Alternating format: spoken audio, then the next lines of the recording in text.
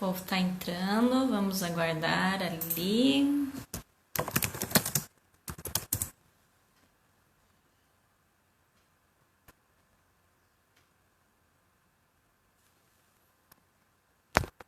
Vamos convidá-la.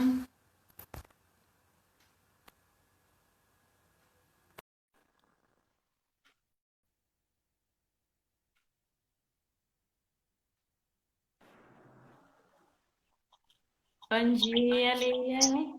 Bom dia, Tudo jóia por aí? tudo jóia? Estamos uns minutinhos atrasadas, então vamos dar um tempinho aí para que o povo nos encontre. Tá jóia. Como é que tá o clima por aí aqui? Ontem nós tivemos uma surpresa logo pela manhã. Pois então, eu fiquei sabendo, né? Eu vi umas fotos, caiu pedra aí, caiu granizo, né? Pegou o povo de surpresa, carro na rua, Pois deu umas então, amassadinhas, folha para tudo que é lado. Hoje o povo estava juntando de carriola as folhas da rua. aqui choveu, mas foi tranquilo. Foi bem Ah, que tranquilo. hoje resolvemos mudar o nosso horário para que mais gente possa acompanhar, porque daí às 6 horas é um horário que todo mundo saindo do trabalho, muita gente tem que fazer janta, cuidar das crianças, então às vezes dificulta que possam estar trabalhando, estar acompanhando a gente, não é mesmo? Sim, verdade.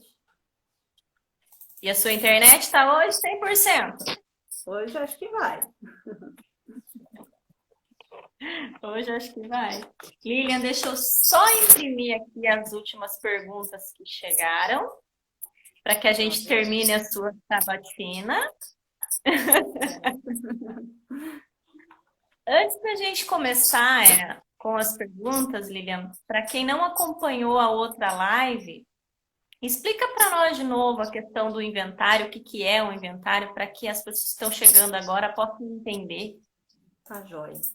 Então, o inventário, ele é um documento que é feito ou judicialmente, né, no fórum, ou extrajudicialmente, que é no cartório, né? E o inventário ele serve para quê? Para você apresentar ali quais são os bens, quais os direitos daquela pessoa que faleceu, daquele ente querido que faleceu. Então ali você vai apresentar o que ele deixou de patrimônio, né? Que entra os bens, os direitos, eventual dinheiro em conta, né? Quem são os seus herdeiros? Que a gente acabou não falando, né? Isso na live passada. O inventário serve também para dizer quem são os herdeiros, quem vai receber esse patrimônio, né? E Quem também para colocar ali se ele deixou alguma dívida, né? Que dívida ele deixou, porque é o patrimônio dele, né? Que a gente chama o espólio, né? Que é o patrimônio da pessoa que faleceu, que vai pagar essas dívidas que ele deixou. E é interessante lembrar que as dívidas não excedem o montante do patrimônio que ele deixou, né? Então é o patrimônio que vai cumprir com alguma eventual obrigação. É muito importante você mencionar isso, desculpa, você mencionar isso porque muita gente, quando fala em inventário, lembra só do que tem de bom, né? Só o que os bens, né, o que eu vou receber. Muitas Exato, vezes a pessoa não lembra que as dívidas também vão ser partilhadas, né? Vão ser exato, para caso, digamos assim, sobre alguma coisa para os herdeiros no final, né? exatamente, exatamente. E a parte que você falou, inclusive, que não excede o montante, porque muitas vezes a dúvida de alguns herdeiros que já chegaram para mim, inclusive, é assim: doutora, meu pai ficou devendo, mas o valor da dívida dele excede o que ele tinha para pagar. Nós, como herdeiros, vamos ter que assumir essas dívidas do meu pai? Essa Não, dúvida sempre chega, né?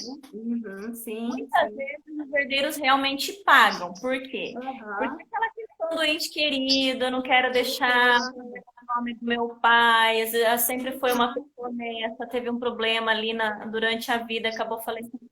resolver o problema. E, na grande maioria das vezes, os herdeiros acabam realmente pagando, mas não que a lei obrigue a isso, né? Sim, é uma questão mais até de princípio e justiça, né? Que os herdeiros pagam porque também se coloca no lugar do outro, não é mesmo? É, Né? exatamente. Isso aí. Vamos começar com as nossas Vamos, perguntinhas? vamos lá. Então, ó, nós fizemos até uma sequência de perguntas daquele dia e Uhum, vamos ir para o restante finalizar, né, o nosso bate-papo. Ó. A uhum. pergunta: quando se trata de um imóvel onde não há verbação junto à matrícula no cartório de registro de imóveis, apenas escritura pública de compra e venda, o que fazer? Uhum. Então, a princípio não vai ter problema, porque você tem a escritura, né? Você tem o título, né, que aquela pessoa comprou, não é mesmo? Então, o que que vai ter que ser feito? Ou, primeiramente, leva essa escritura a registro, registra, né, cumpre as exigências que eventualmente possa ter para fazer esse registro e faz o inventário na sequência. Ou apresenta essa escritura no inventário, né? Vai ser constado ali no inventário que aquela pessoa que faleceu, ela adquiriu esse imóvel através dessa escritura, que ela está pendente de registro, né? E que esse registro vai ser feito juntamente com o inventário. Chegando lá no registro de imóveis, o que, que vai ser feito? Primeiro vai ser feito o registro daquela aquisição, para, na sequência, fazer o registro do inventário, né? Cabe lembrar que, às vezes, as pessoas falam, ah, que bom, vou economizar um registro. Não, não, né? Existe um princípio da sequência registral, né? Que tem que ser colocado na matrícula que aquela pessoa adquiriu aquele imóvel e daí fazer a transferência daquela pessoa que faleceu através do inventário para os seus herdeiros. Então, a Mesmo princípio, não assim, tem vai pagar problema. do mesmo jeito. Sim, você vai pagar dois registros do mesmo jeito. Você vai ter que cumprir essa ordem. Faz disso, né? Por conta que tem que ter lá na matrícula, senão fica estranho, né? Tem que ter a sequência de transmissão, né? Então, isso é uma coisa que é exigida, né? Tem que ter essa sequência. É que muita gente não entende que, na verdade, a matrícula do imóvel é como se fosse o prontuário, digamos assim. Cada vez que É, você vai no seu médico, ele tem a sequência de tudo que acontece com você. A matrícula é a sequência de vida do imóvel. Então, tem exato, que constar, né? De qualquer forma, exato. tá, que veio para a pessoa falecida para que os herdeiros possam herdar, né? Exato, tem que constar lá, ela é, né, a linha do tempo do imóvel. Você tem que registrar cada passo a passo, cada coisa que acontece com aquele imóvel. É como a certidão de nascimento da pessoa, né? Se a pessoa casa, se ela se separa, se ela divorcia, quando ela falece, tudo isso é anotado lá no nascimento dela. Fica a sequência da vida da pessoa, a sequência da vida do imóvel. Bem, isso mesmo. Próxima, Vamos lá. existe diferença com relação ao regime da comunhão parcial adotada no casamento e o regime de bens que rege a união estável para questões de inventário? Então, existia, né? A lei determinava, tinha uma diferença na ordem da sucessão para receber o patrimônio, tinha uma diferença da cônjuge, né? Do cônjuge, ou seja, da esposa, do marido, tinha diferença quando era, né, uma esposa ou um marido e quando era uma companheira ou um companheiro que ia receber. Existia essa diferença sim. Foi alvo de grandes críticas, outros entendiam que tinha que ser assim, até porque quem quer uma união estável quer um tipo de coisa, quem quer um casamento quer uma coisa distinta. Então, né, tem os dois lados, mas teve uma decisão, né, do STF que equiparou, né, a companheira ou companheiro é equiparado ao marido ou à mulher. Não vai ter distinção nenhuma, né? Tem até, saiu um enunciado, né, que ele fala bem assim, viu? Eu até anotei aqui, ele fala assim, que no sistema constitucional vigente é inconstitucional a distinção de regimes sucessórios entre os cônjuges e os companheiros, devendo ser aplicado em ambos os casos o regime estabelecido no artigo 1829. do Código Civil, que é onde fala quem vai receber, qual é a ordem, né, para você receber, quem recebe primeiro, quem recebe depois. Então, se equiparou o cônjuge ao companheiro. Mas mesmo assim ainda ficou uma discussão, né, porque não foi bem aclarado isso nesse acórdão que saiu, se o companheiro ou a companheira também vai ser herdeiro, naqueles casos onde o cônjuge é herdeiro também. Então, tem uma discussão nesse sentido. Uns entendem que sim, outros entendem que não, né? Foi feito até um recurso, fizeram um recurso para o STF poder esclarecer esse ponto, se também se equipara nesse sentido também. Tem uma súmula, inclusive, né? Está sendo bastante discutida, salvo engano, sim, a 308, não é? Sim, está sendo bastante discutido assim, porque justamente por conta disso, porque há quem defenda que quem quer uma união estável quer um tipo de, né, de legislação própria para a união estável. E quem quer um casamento quer que seja distinto uma coisa da outra. Né? E só que está sendo equiparado, né? Está sendo equiparado, os dois institutos estão sendo equiparados. E é isso que está gerando assim, muita dúvida com relação às pessoas, porque antigamente as pessoas falavam assim, eu não vou casar, eu só vou juntar. Eles falavam, eu vou juntar, vou amigar, né? Porque Exato. achavam diferente. Porém, hoje, a única diferença é que uma está documentada, resguarda, digamos assim, o companheiro sobrevivente, e a outra não está. Então, pode gerar, inclusive, um grande problema para o cônjuge que sobrevive comprovar e passar a ter direito ao bem que eles amealharam juntos, porque o problema vem com a morte com relação a herdeiros que não aceitam a união estável. Exatamente. Inclusive, para a gente fazer o inventário no cartório, quando tem um companheiro, os herdeiros têm que fazer o reconhecimento dessa união estável.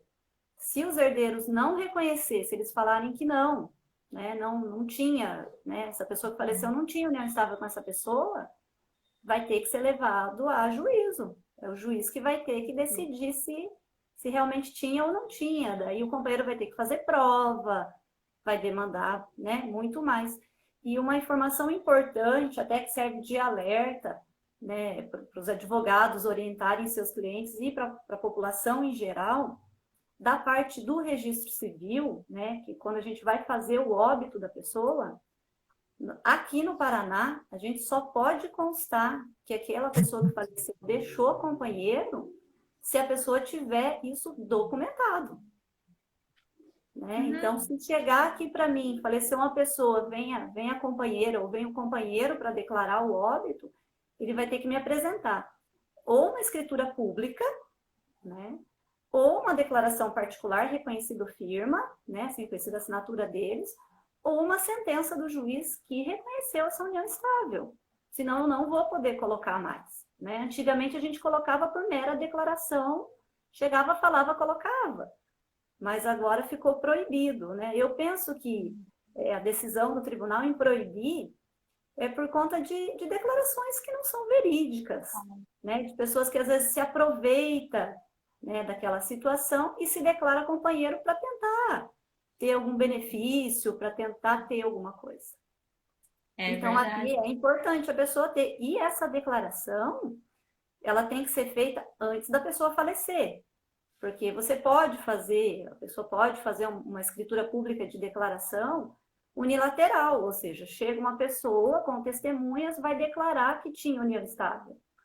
Só que essa declaração não vai constituir uma união estável, porque o outro não está assinando. Né? Senão fica muito fácil. Eu posso declarar que eu tenho união estável com quem eu quiser. Quem quiser. Né? Tem então, que é justamente isso que você está falando. Ó. Então, o companheiro, de fato, não poderia constar? Exato. Se ele não tiver, no caso do óbito, se ele não tiver um documento que prove que ele tinha união estável, no óbito, infelizmente, a gente não vai poder constar. Aí, o que essa pessoa vai ter que fazer depois? Ela vai ter que ingressar em juízo, pedir um reconhecimento de união estável e uma retificação do óbito para poder incluir ela ali. Senão, ela não vai constar. E isso daí vai gerar, assim, sérios problemas para a pessoa. né, por conta de receber um benefício no INSS, de repente poder receber alguma coisa que tenha para receber, ela vai ter que E provar que vai, ela tinha vai usado. interferir no inventário, né, Lilian? Porque às vezes até Sim, essa pessoa conseguir comprovar a união estável, exato, os herdeiros legais já fizeram uma partilha. exato. Eles fizeram, se eles de repente, né, não gostam daquela pessoa, não querem reconhecer, ela vai ter que demandar judicialmente E para ter depois esse reconhecimento. vai E ter que entrar assim, novamente em juízo para pedir a parte dela dos bens para os herdeiros. exato, vai ter que ir em juízo, Não. né? E a gente percebe aqui no cartório que a grande maioria das pessoas não tem, né? A gente fica morrendo de dó, porque, assim, são pessoas simples, que desconhecem, né? E acabam não tendo, e é complicado. E daí, assim, essa companheira ou esse companheiro não poderia nem declarar o óbito, né? Porque ele não prova que ele é. Então, Ele ele é. não entra na ordem, né, exigida de quem seja o declarante do óbito. Então, é uma situação, assim, bem delicada no momento ali que a gente vai fazer e né, a gente, Delicado, né? a gente se põe no lugar da pessoa. É complicado, mas infelizmente, né, é Você uma exigência legal. Essa Uhum. declaração que você falou, fugindo um pouquinho, mas ao mesmo tempo ligado com o inventário, que existe uma declaração particular que os Sim, dois podem fazer, reconhecendo a união sim. estável, que pode com reconhecimento de firma. Existe alguma diferença se o reconhecimento tem que ser por semelhança ou por verdadeira autenticidade, como a gente chama, ou não?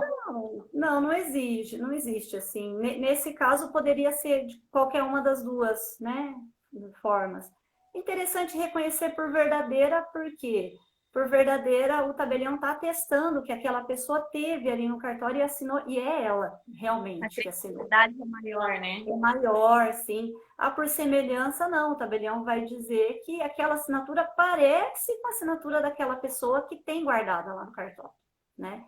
E, assim, é importante lembrar que, inclusive, essa declaração com esse reconhecimento tem que ter sido feita antes da pessoa falecer, né? Até porque pode, de repente, existir uma fraude ali, esse reconhecimento, né, posterior.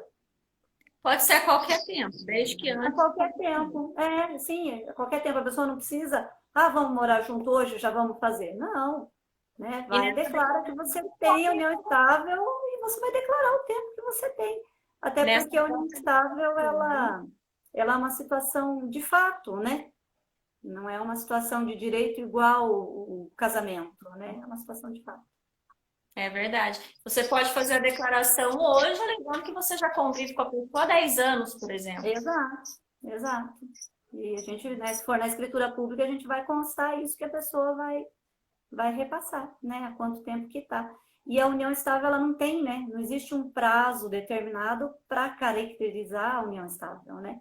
Lá no começo tinha, né? 5 anos, 2 anos, né? As pessoas ainda ficam pensando assim, mas eu estou morando junto 6 meses.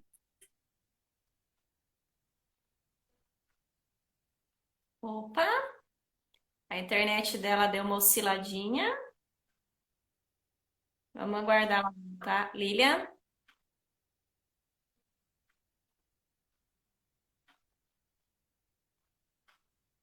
Lilian?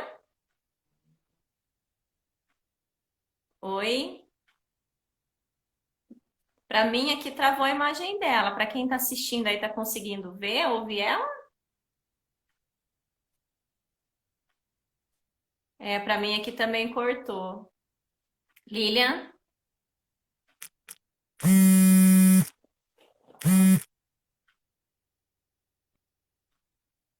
Lilian?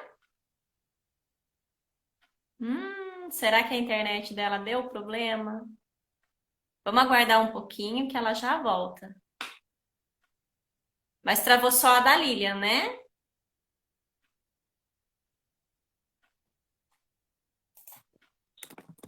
Lilian? Oi? Acho que a tua internet aí deu uma Deu uma osciladinha. travada, voltou? Tá voltando, tá? Sim, com a Voltou? imagem meio ruim, mas a tua voz para mim voltou. Não sei para quem tá Voltou? assistindo. Como é que tá aí? Tá, voltou ao normal? Podemos prosseguir? Vocês estão conseguindo ver e ouvir a Lilian? Estão me vendo? Estão me ouvindo? Acho que sim. Ouvindo, tá. A imagem tá meio embaçada, Está Lilian, meio mas dá. travada? Bom, então voltando, falando ali da união estável quanto ao prazo, né? Então Isso. não existe um prazo para determinar se a pessoa tem união estável, né? Então muitas pessoas acham que, eu estou morando junto, não tem 6 meses, eu não tenho união estável. Né? Então, não é isso que vai caracterizar a união estável, não é o prazo, não é o período que você está junto, mas sim como você se apresenta perante a sociedade, perante os amigos. Se vocês se apresentam como, essa aqui é minha esposa, essa aqui é minha companheira, é união estável, né? Então, é isso aí que vai caracterizar, né? A vontade dos dois ali, né? Nós somos uma família. Isso é união estável. A lei, inclusive, diz, né, que é uma convivência mútua, duradoura, Isso, constitui. contínua, exato, é a continuidade, né? É aquela vontade de ser uma família, com filhos, sem filhos, né? Com os animaizinhos de estimação, sem animaizinhos de estimação. É isso que vai caracterizar a união estável, né? Não é o período. Então as pessoas têm que tomar bastante cuidado de achar que, não faz pouco tempo que eu estou junto. Não, não é isso, né? É a vontade. E tem muitas coisas que geram, Lilian, que inclusive a gente na live anterior, nós já comentamos que nós vamos fazer uma live depois somente sobre isso, mas também gera muita dúvida, às vezes a pessoa que está namorando há um lapso temporal grande. Então, Aham, muitas vezes aquela brincadeira, eu tô com você há 2 anos, eu tenho direito aos seus bens já. Mas é um é, namoro, cada um tem a sua vida, a pessoa, claro que tem uma intenção de constituir família, mas por enquanto exato. é uma vida. Exato, por enquanto é um namoro. Hoje em dia tá assim, muito em alta os contratos de namoro, exatamente para tentar afastar uma possível caracterização de união estável. Está sendo bastante discutido, tem pessoas que entendem que pode, que não pode. Tudo vai depender, na verdade, do que acontece, não é só o que está no papel, né? É o que está acontecendo, porque tem pessoas, como diz um colega meu, tem pessoa que é campeão, que namora 10 anos, mas só namora, não é união estável, né? Então, Porque tudo depende, então, tudo depende de como que é realmente, como que essas pessoas se apresentam, né? Como que as pessoas conhecem esse casal. É um casal de namorado, é um casal de marido e mulher, vive como marido e mulher, né? Então, é bem, bem diferente, né? Hoje em dia, as relações são bem diferentes, né? Aqui eu tenho um cliente que ele é casado, né? Casaram direitinho, tudo bonitinho, no papel, como se diz, e cada um vive na sua casa, era o que eu né? ia falar, não existe mais o dever de coabitação, né? Não Isso que gera existe, dor. não existe, até por conta de, às vezes, um trabalha numa cidade, outro trabalha em outra, né? Então, isso é muito relativo, né? É verdade. Mas vamos seguir aqui para o inventário, que isso daí a gente vai discutir numa próxima live só relacionada aos regimes de bens, essas Vamos. possibilidades E aí. vamos lá. Em caso de morte, eu acho que a gente já respondeu logo no início, mas eu vou Isso. fazer aqui, ó. Em caso de morte, para onde vão as dívidas? Por exemplo, quando o de cujos possui uma dívida com um dos filhos, essa dívida pode ser paga no inventário?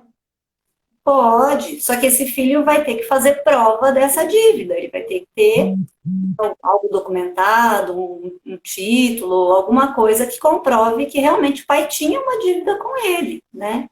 Então ele vai ter que provar isso daí, né? E tem E que ter daí quem vai anuência pagar? dos demais herdeiros?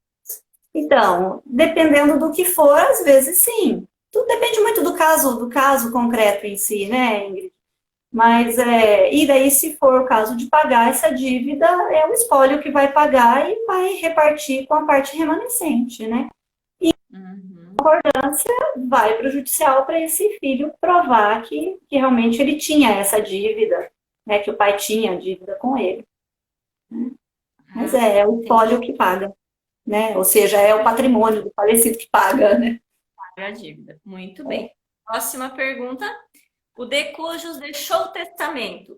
Esse inventário pode ser feito de forma extrajudicial?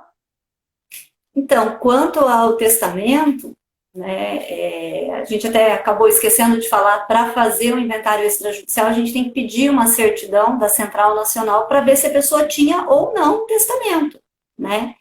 Que é um impeditivo para se fazer o inventário no cartório. Mas hoje tem os entendimentos de que, se você levar esse testamento, né, para o juiz, fazer a abertura dele e tiver a autorização do juiz, pode-se fazer um inventário no cartório se está todo mundo de acordo com o teor daquele testamento.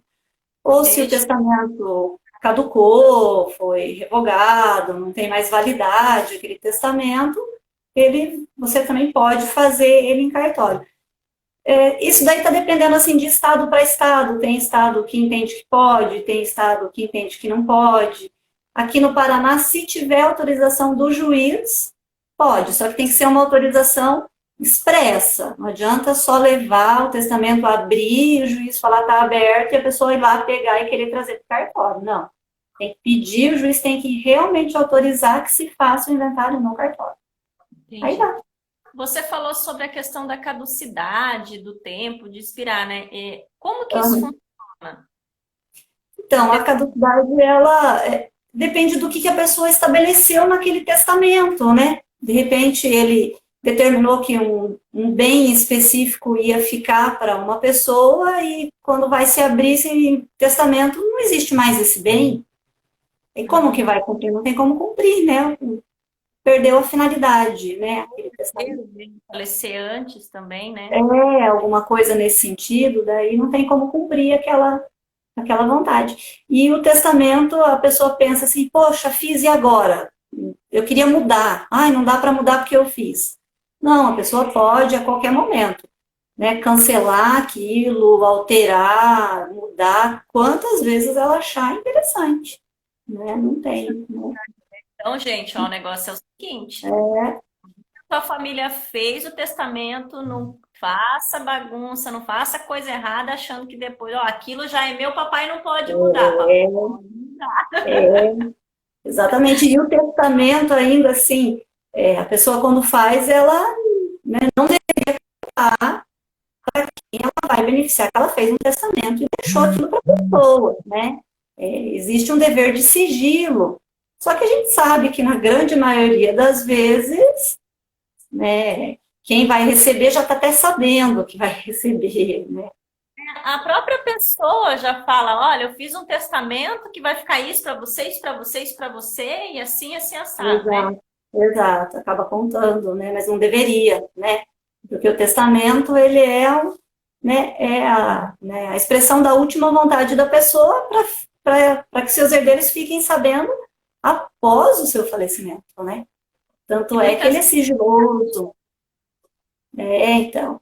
E o testamento, as pessoas não têm acesso a ele, né? Só vão ter acesso após o falecimento da pessoa, comprovadamente com a certidão de óbito. Então, se vem alguém perguntar, eu queria saber se tal pessoa deixou o testamento, eu quero ver o teor.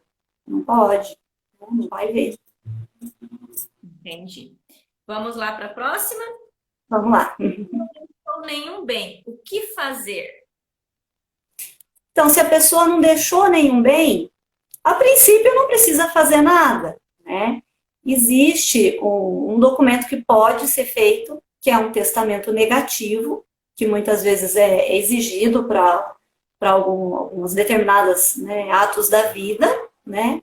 Pode-se fazer um testamento negativo da mesma forma, comparecem os herdeiros, né? A eventual viúva ou eventual viúvo, para declarar que aquela pessoa faleceu e não deixou nenhuma dívida, não deixou nenhum bem. Um ato que é usado, o testamento negativo, é para que o viúvo ou a viúva possa casar novamente e escolher o regime de bens, né? Então, usa-se bastante para isso, para dizer que a pessoa não deixou nada.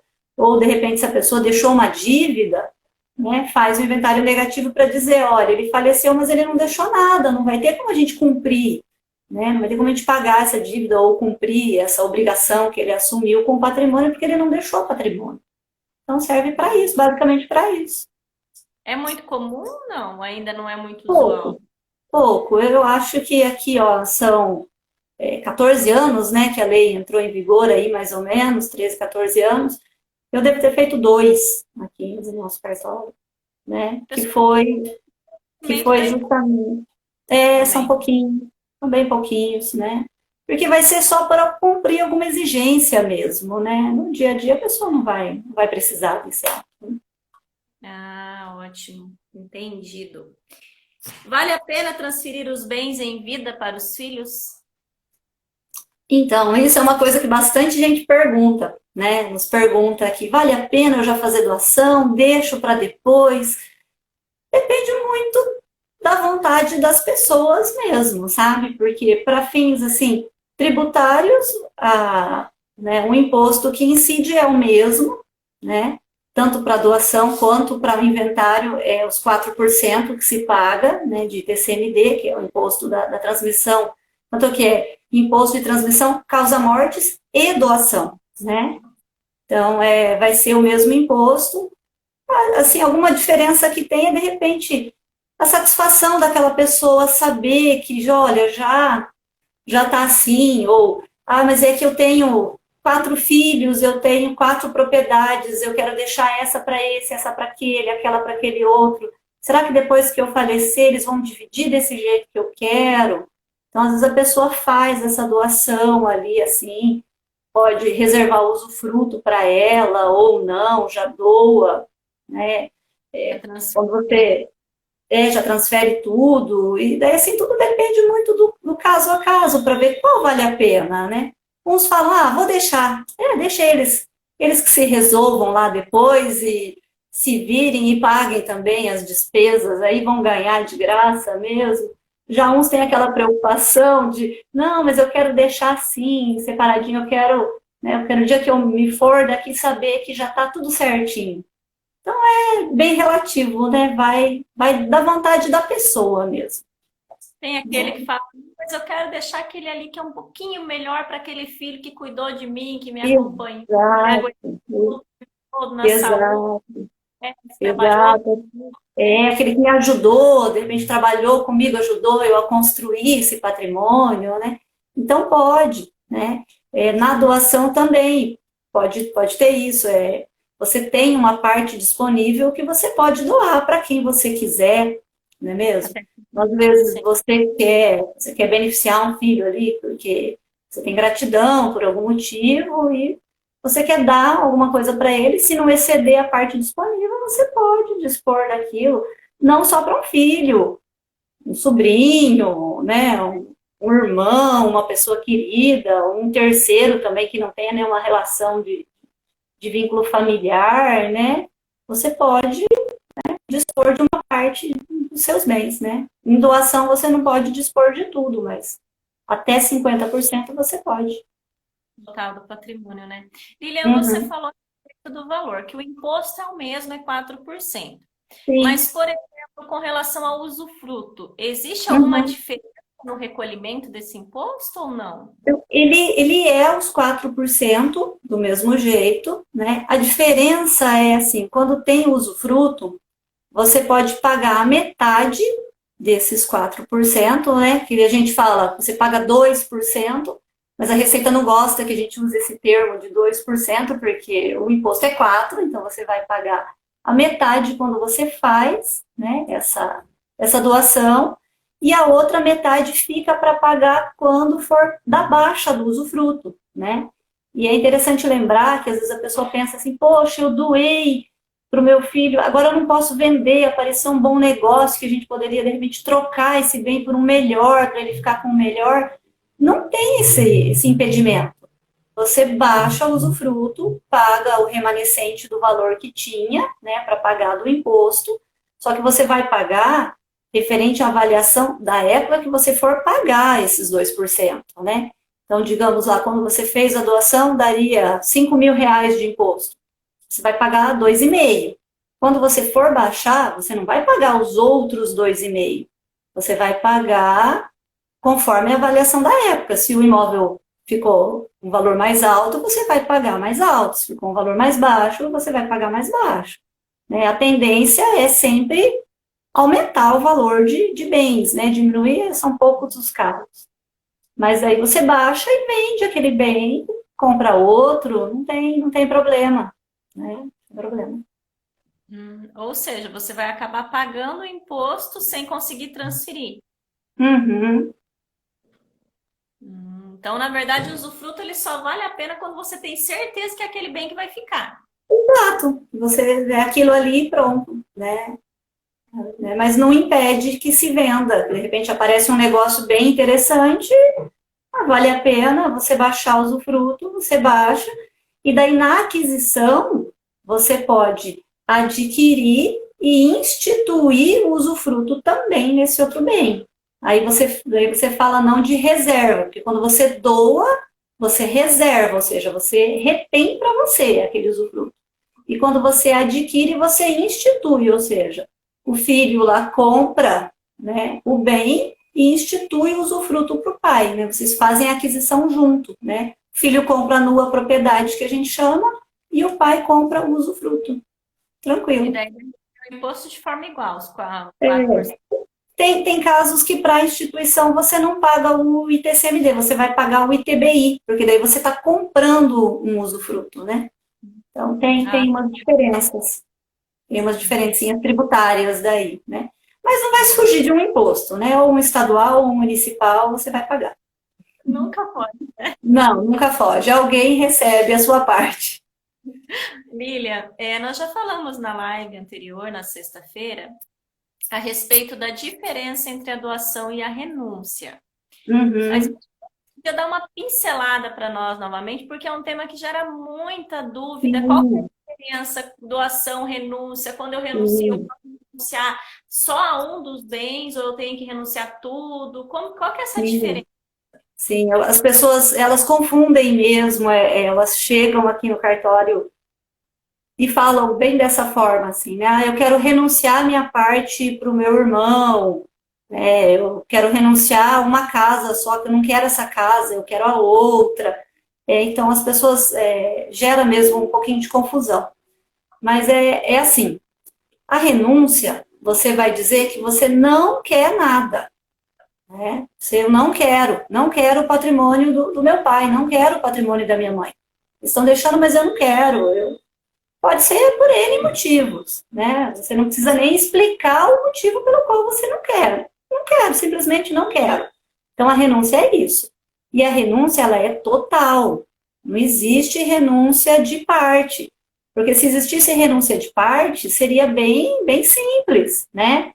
Ah, eu vou renunciar às dívidas e vou pegar, né, o dinheiro, né? Eu vou renunciar à casinha velha lá do sitinho pequenininho lá e eu quero a casa boa lá da praia, né? Então não existe isso, né? Renunciou, renunciou. Você renunciou no inventário, depois descobriu que teu pai tinha um outro patrimônio e falou, opa, mas esse eu queria. Ficou querendo. Já é. Renunciou, renunciou, já era. Só vai ter se de repente um irmão teu resolver te doar. Daí o irmão vai doar. Então, essa é a diferença.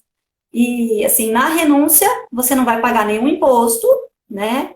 E você também não vai responder por nenhuma dívida, porque quem responde pela dívida é o patrimônio da pessoa que ficou, né? Já na doação, não. Na doação existe uma transmissão, né?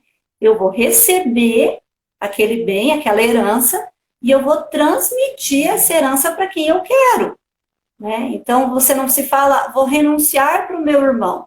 Não, você vai doar para o seu irmão, né? Vai pagar dois impostos. Um porque você recebeu e um porque você doou aquilo para o seu irmão. Aí a doação, você pode, né, dentro daquele limite que você tem disponível, você pode doar, né, uma parte, tudo, aí fica a critério da pessoa. Então, basicamente é isso, né? Vendo, dá uma diferença e muitas vezes a gente fica naquela. Qual que é a diferença? Ah, eu vou renunciar, vou doar, o que Sim, gera essa. sim.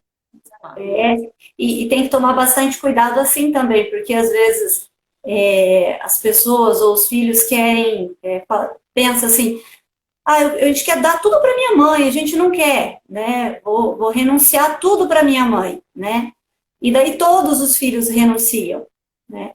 Dependendo do caso, né, eles não vão renunciar para a mãe, eles vão renunciar, né?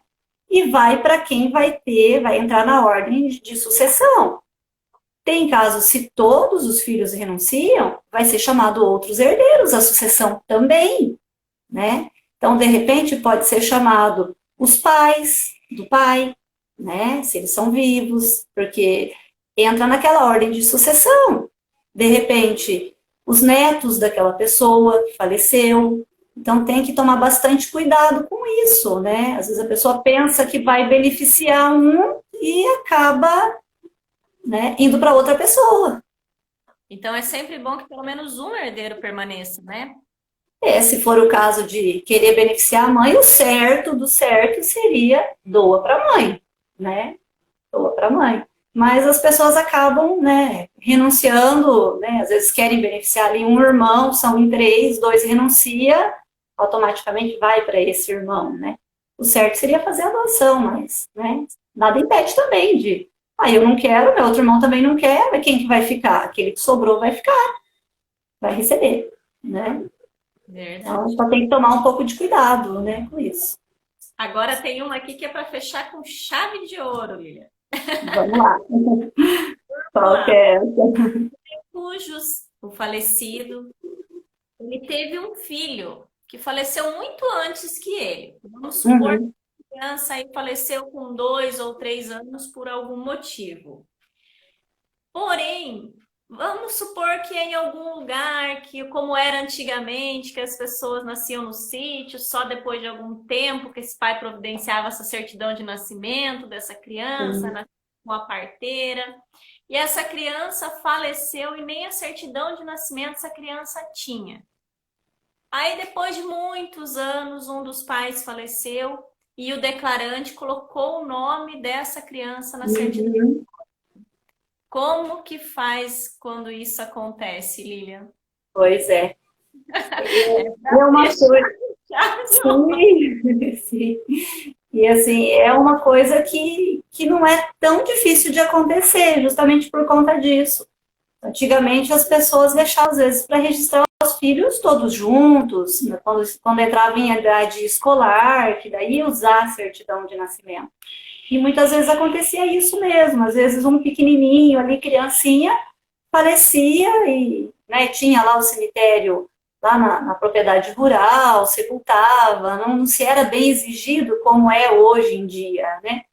Se acontecer uma coisa nesse sentido de ter ali um eventual herdeiro que não tinha certidão de nascimento, ou não tinha certidão de óbito, ou de repente tem a certidão de nascimento, mas não tem a certidão de óbito, vai ter que ser levado isso a juízo. Vai ter que fazer um pedido de um registro de nascimento tardio, um registro de óbito tardio, vai ter que, de repente, fazer provas, se o decurso do prazo for muito longo, ou não tiver mais testemunha,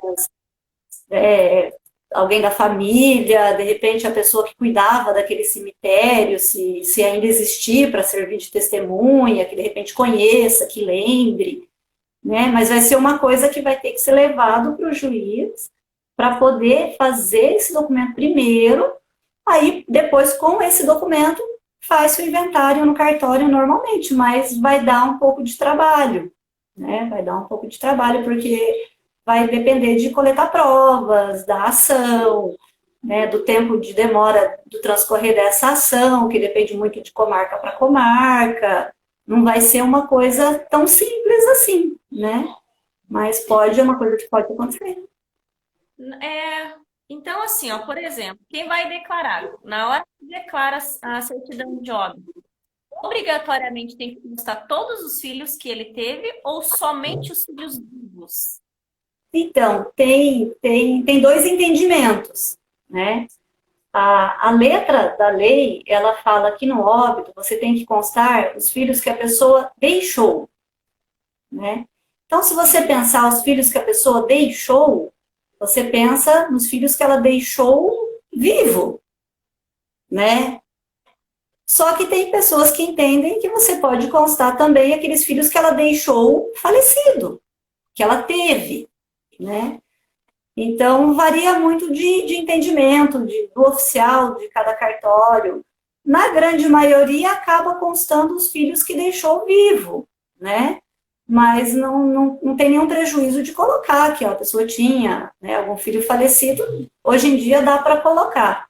Né? A prática mais antiga era de colocar somente os vivos, porque lá diz assim, os filhos que deixou e as suas idades. Né? Então, você vai colocar a idade, né, se você pensa nos filhos vivos. Mas dá para constar e fazer menção, que deixou tantos filhos vivos, de nome tal, tal, com tal idade, e tantos filhos falecidos, de nome tal. Né? Não tem prejuízo de constar isso dali no óbito, não. Né? Só que também, assim, às vezes a pessoa pensa... Oi, desculpa, Ingrid. Então, o certo é você estudar o cartório onde você vai fazer qual é o melhor procedimento. Sim, né, conversar ali, duro que é sempre um momento tão delicado, né, e às vezes acontece da pessoa declarar o óbito e esquecer o nome de alguém, né, porque às vezes está tão nervoso, esquece de colocar um irmão, às vezes, né, vem um irmão declarar e está tão nervoso, esquece de mencionar o nome de outro irmão, né, isso daí não vai impedir que se faça um inventário, né? Até porque você vai ter que provar que você é herdeiro com a sua documentação, não é mesmo? Agora, digamos, se a pessoa erra o nome de um dos filhos, coloca um nome, porque às vezes você conhece, chama aquele irmão por um nome que não é o nome dele, isso acontece muito, né? Tem um apelido ali, mas às vezes esse apelido é, às vezes, um outro nome, e coloca no óbito aquele nome, e na hora de você apresentar os herdeiros, tem ali e não tem aquela pessoa, né? Aí, para resolver isso, vai ter que ser judicial, porque tem o nome de uma pessoa, e daí? Existe esse herdeiro? Não existe esse herdeiro? Esses irmãos aqui que estão aqui agora, estão querendo passar a perna, deixar esse um de fora, o que aconteceu com essa pessoa desse nome? Né? Ah, mas esse daqui é o mesmo desse. Mas como que a gente vai saber que esse é o mesmo desse, se são, de repente, dois nomes distintos? Aí vai ter que retificar o óbito por conta disso para poder se fazer o inventário. Porque senão vai ficar aquela dúvida e o tabelião não vai se sentir seguro, não vai fazer. Né? Até porque pode anular tudo que ele fez. Então, é importante sempre que quem faça, né, esse documento esteja uma pessoa, digamos assim, um pouco mais centrada no momento de dor, de Exato. corretas. Normalmente, a viúva ou viúva é uma das pessoas que não tem condições de fazer isso. Exato, de repente tem um filho ali que é mais, né, mais forte um pouco, digamos assim, né? Burocracias, inclusive, né? Que consiga ali chegar e prestar essas informações para não ter nenhum problema, né? Mas se ficou alguma coisa errada, retifica-se. Conforme o caso, tem que levar para o juiz, se é um caso mais, né, que demanda uma análise mais minuciosa, vai para o juiz, porque tem intervenção do Ministério Público, tem que ser uma ação. Se for uma coisa mais simples, assim, mais sutil, o cartório consegue fazer algumas retificações, né? Então, uma coisa mais simples é fácil, né? Digamos, ela declarou que tinha 4 filhos, mas são 5 filhos, faltou um. O cartório consegue, de repente, incluir. Consegue tirar que é o problema. Agora, tirar, exatamente, tirar, substituir, né? Ah, a gente colocou aqui José, mas não é, a gente chama ele de José, mas o nome dele é Paulo. Como que eu vou saber que o José é o Paulo? Né? Por mais que de repente é Paulo José, mas de repente tem o José e tem o Paulo José, são dois. É mais complicado, né? Aí não cabe ao registrador fazer esse tipo de alteração. Antigamente, os pais costumavam colocar nomes parecidos nos filhos, né? Sim, né? Usava bastante Maria de Lourdes, Maria de Fátima, né? Usava-se bastante, de repente daí só chamar a Lourdes, a Fátima, né? É bem comum mesmo. Exatamente. Bem comum mesmo. perguntas era isso. Deixo Uhum. aberto se você quiser falar alguma coisa que você acha interessante, que talvez não estavam aqui nas perguntas que enviaram para nós. A gente acabou esquecendo de mencionar um detalhe que é interessante, que às vezes a gente acaba não pensando. Para fazer o inventário em cartório, a gente, né, não pode fazer quando existem filhos menores ou pessoas incapazes. E esses dias surgiu uma dúvida. E se a viúva está grávida? Né? É um filho? É um filho? É menor? Não é menor, é um nascituro, ele não nasceu, né? Então, digamos, se a viúva estiver grávida, a gente também não vai poder fazer esse inventário, porque tem um eventual, né, interesse de uma criança que vai vir a nascer com vida ou não, né? Então vai ter que ser feito o judicial, né? O divórcio já tem uma previsão expressa que não pode. Na parte do inventário não está expresso que não pode, mas há um grande entendimento que é um empecilho, até porque, né, vai ter a parte desse herdeirinho ali que vai vir daqui uns dias, ele também vai ter os seus direitos, né? E tem que ser resguardados esses direitos, e nesse caso cabe a quem? Ao juiz, ao Ministério Público, né? Tutelar isso para que seja feito da forma correta e não há algum prejuízo para essa criança que vai vir. Uhum. E um outro fato interessante, que até uns colegas outros dias a gente estava conversando sobre isso, é sobre a declaração de TCMD, né? Que é feito. Quem tem que fazer a declaração? Né? É o cartório que faz, é o advogado que faz, é a parte que faz, quem que faz, né? Então, assim, a princípio, a responsabilidade é da parte, né? Ela que vai ter que declarar lá junto né, ao site da Receita o que tem. Só que a parte, muitas vezes, não tem esse conhecimento, não vai saber fazer né, essa planilha lá, essa divisão, não vai saber isso. Então, às vezes o advogado faz, às vezes o tabelião faz ou auxilia a fazer. Então, o que, que eu deixo assim de alerta para os colegas que são advogados ou para os colegas de cartório?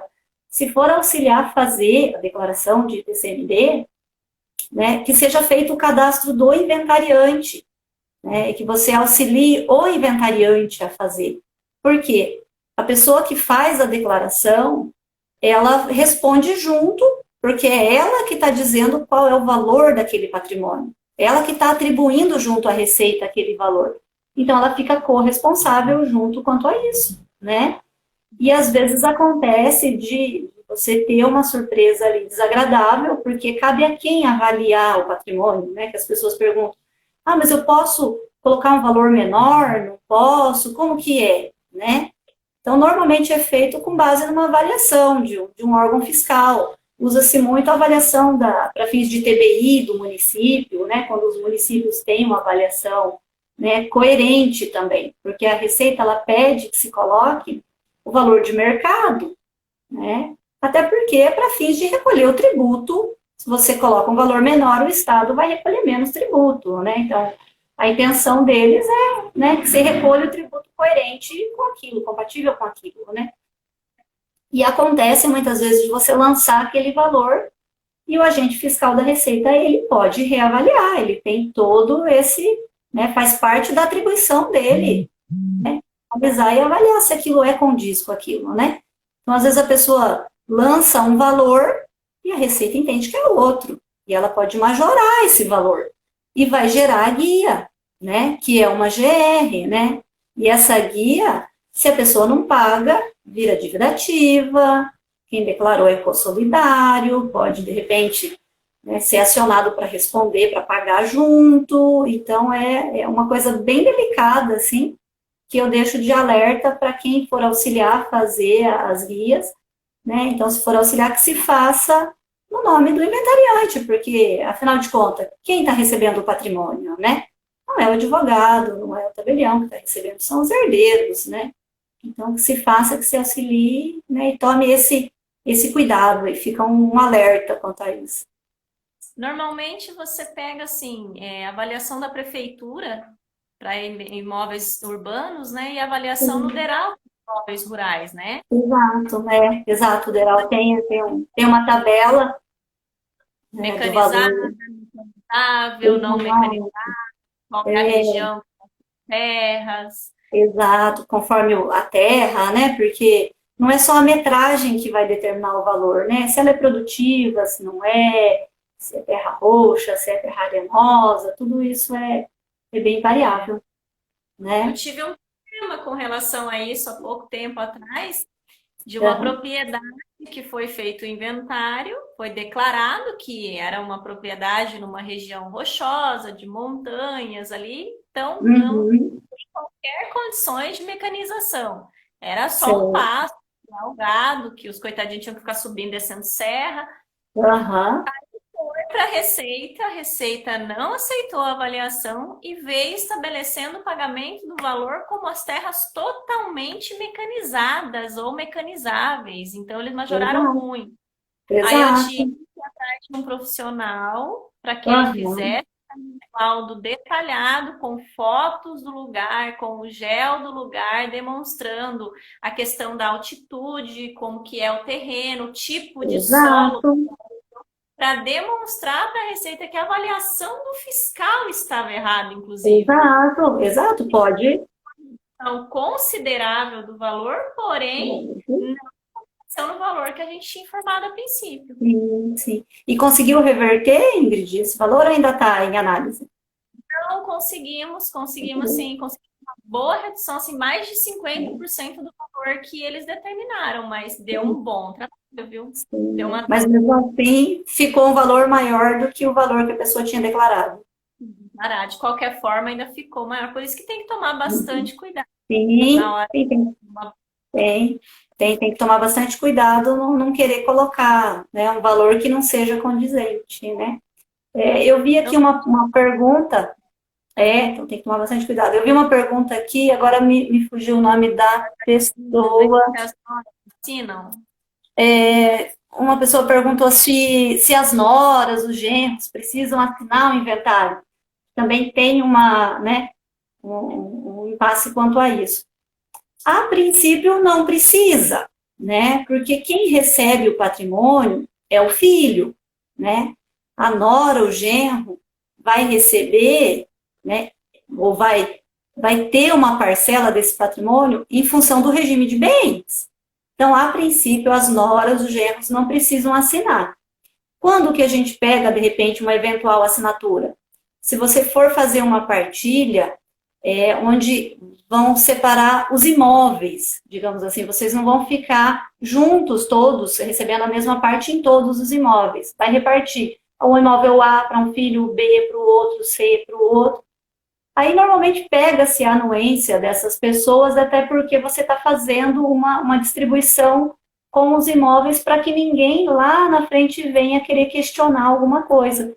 Ou se vai ter uma venda, ou se vai ter uma doação junto ali, aí sim é pego a anuência, a assinatura junto das noras, dos genros.